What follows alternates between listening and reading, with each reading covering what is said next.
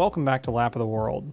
I'm Richard, and given its location, I actually followed the development of NCM Motorsports Park with great anticipation up through its opening in 2014, at which point I promptly moved halfway across the country for a few years and just got to hear about driving it from my friends in the southeast.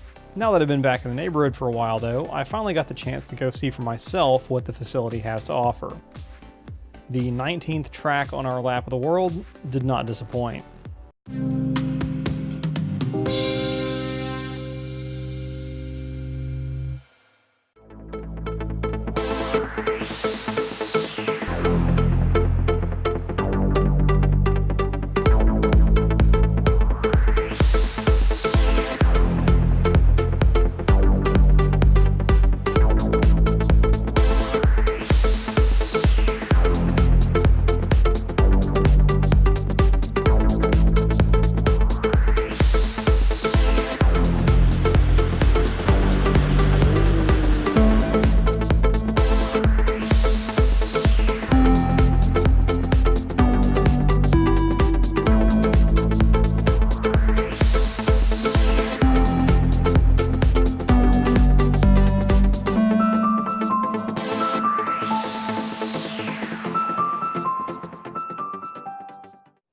NCM, of course, stands for the National Corvette Museum in Bowling Green, Kentucky. In something of a hairpin turn from the usual narrative where the track came first and then someone decides to build a museum next to it, the namesake museum in this case has been offering tours since 1994, with the Motorsports Park added a full 20 years later. I can forgive them the delay though, because what they've ended up with here in southern Kentucky is pretty freaking awesome.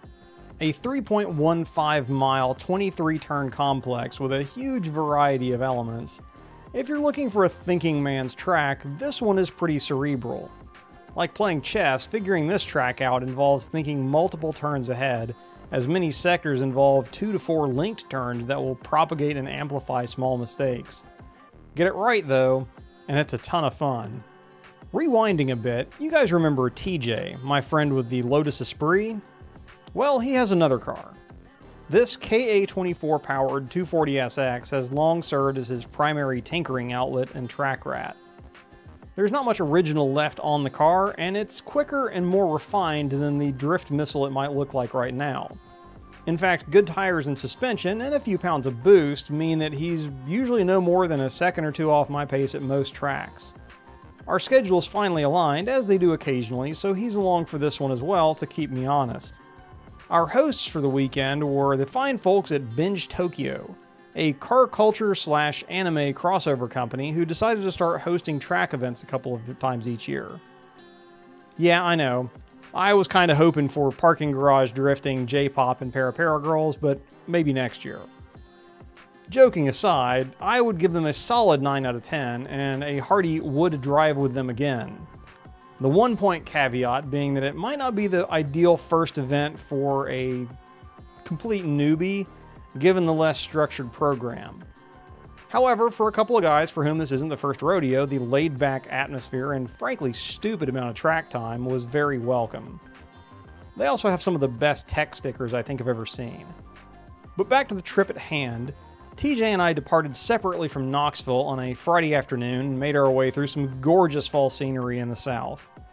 If you were looking for the weekend to get out and enjoy the leaves in full color, it was November 2nd, 3rd, and 4th of 2018, and I'm sorry if you missed it. Now, traveling to the 2 tracks prior to this one, I've had some plurality of days worth of road trip to vlog through before arriving at the venue. Not so much this time. NCM is a short 3.5 hour commute from Knoxville, so I was able to leave around 1 in the afternoon after working through the morning, gain an hour crossing from Eastern to Central time zone, and end up with a ton of time on my hands after arriving. TJ and I in fact arrived Friday before tech was even open and ended up with a little time to kill.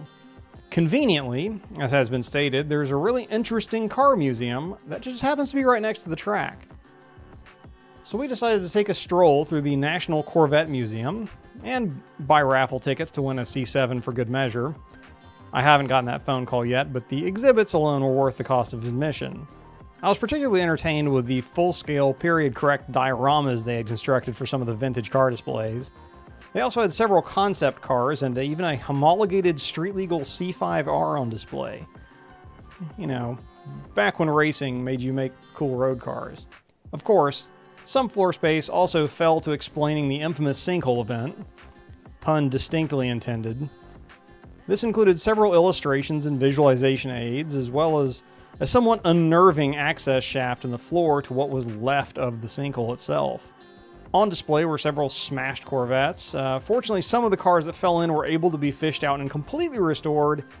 Others were just left on display in their mud-covered, as-retrieved state, which was really kind of interesting to see, even so, as unfortunate as it is for the cars in question. After finishing our tour, though, it was time to pop over to the track. Now, the last time TJ visited NCM, the track was there, but not much else. Since that visit, though, the grounds have gained a massive garage complex, a food pavilion, and a multi-level race control building that also contains a pro shop run by Winding Road Racing, as well as classrooms and an observation deck. After a little Friday evening sightseeing around the track and having dealt with tech, we headed to dinner and turned in early because on Saturday, it was time to drive. Chin strap. That's good. There we go. Thanks, sir.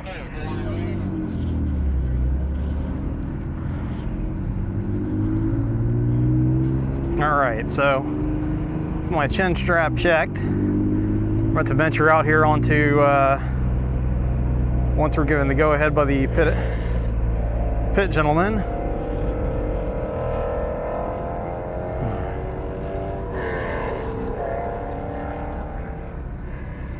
I just want to tell you, this car is gorgeous. Man alive.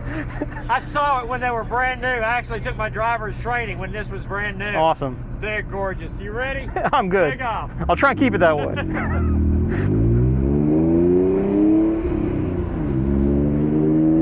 I like every track official that I've ever met. Okay, so I'm going to watch my mirrors here. We're coming into turn 2, actually.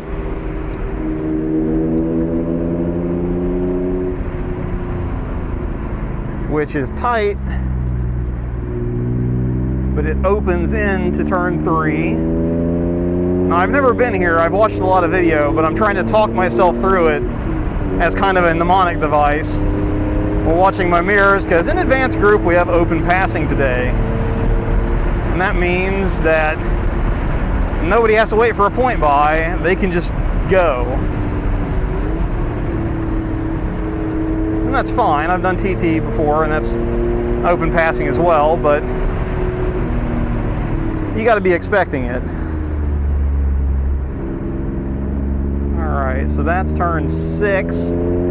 Turn 7, more open than turn 6, but I need to come out of 6 wider. This one I need to stay to this side, then come across, because this is a legitimate turn. You do have room on the way out. Not as much room as it appears from the video. That's what GoPro fisheye will do to you. And then 10 is this crazy tightening super late apex crap.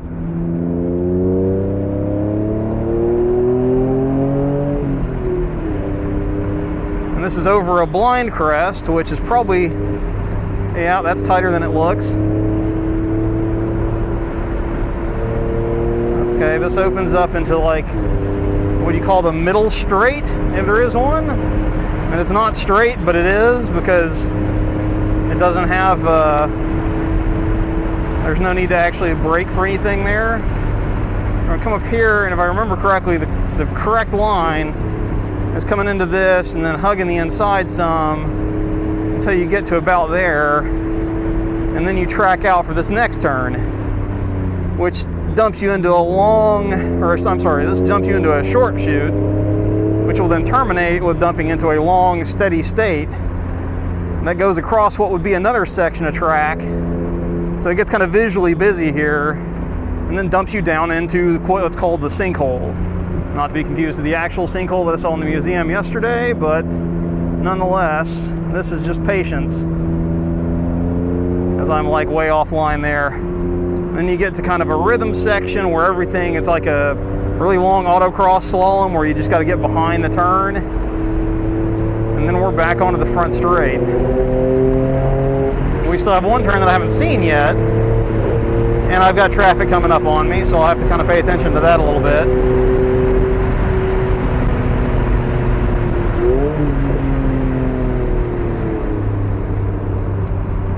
Given we have open passing rules. I'm going to go ahead and give him a point by, though, just so he knows that I see him coming. So that way everybody knows.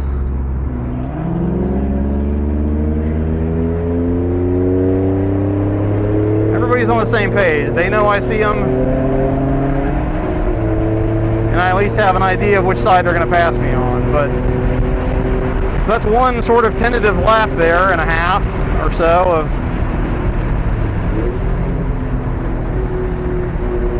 of Corvette Museum. Now I just have to shut up and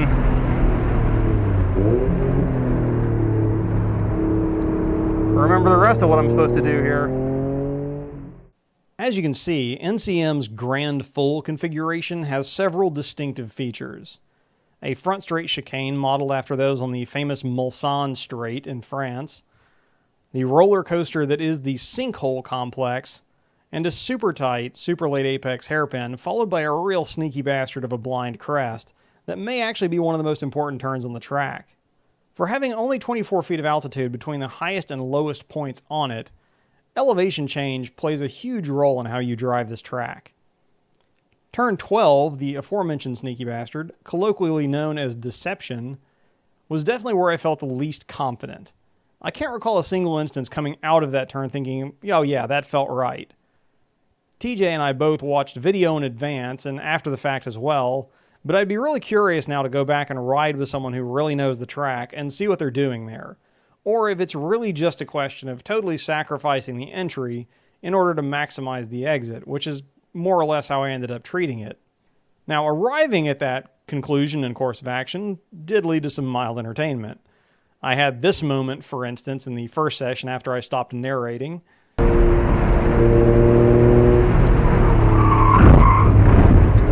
Yep. And not to be outdone, I held TJ's metaphorical beer while he did this.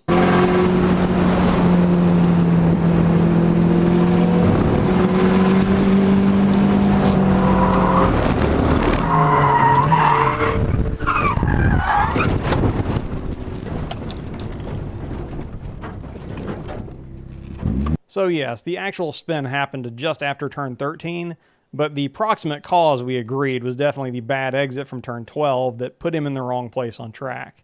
No harm, no foul though. TJ stopped in the pits, owned up to it, checked his car out, and got back out for the end of the session.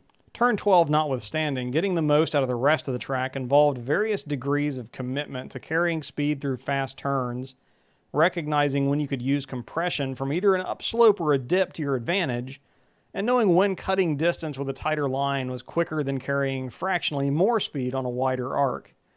As is typical with Lap of the World, I only effectively had a day and a half or so to learn the track before trying to put together something that resembled a competent lap with some data logging so I don't look like a complete scrub of a driver.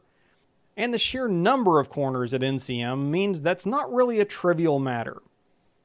At 23 turns, the Corvette Museum's track sits in pretty rarefied company, with only a small handful of tracks in North America boasting more bends.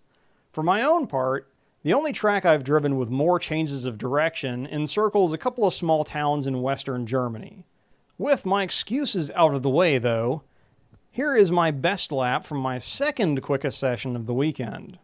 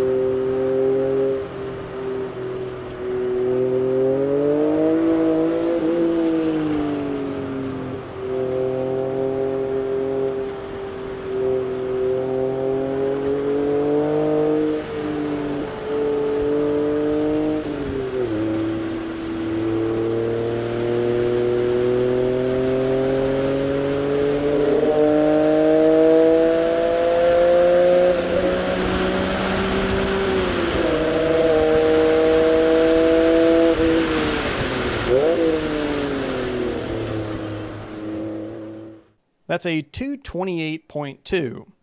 Now I did pull down a 227.2 in another session, but I failed at camera, so a screen grab of the data logger is all I have. As a side note related to that, this was not a banner production weekend for me.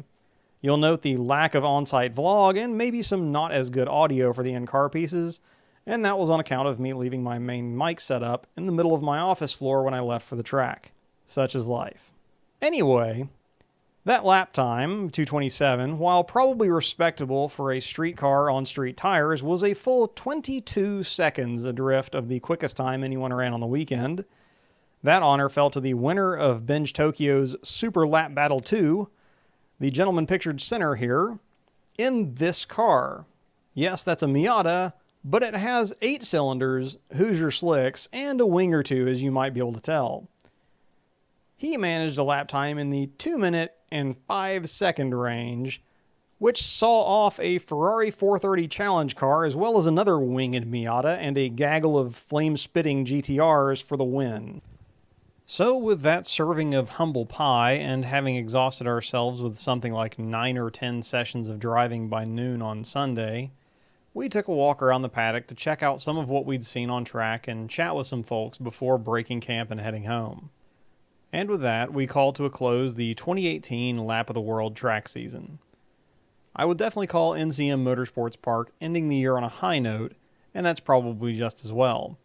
We're getting into the holiday season, we've expended the car and track budget for the year, events are fewer and further between, and for some reason my family still expects regular meals and Christmas presents.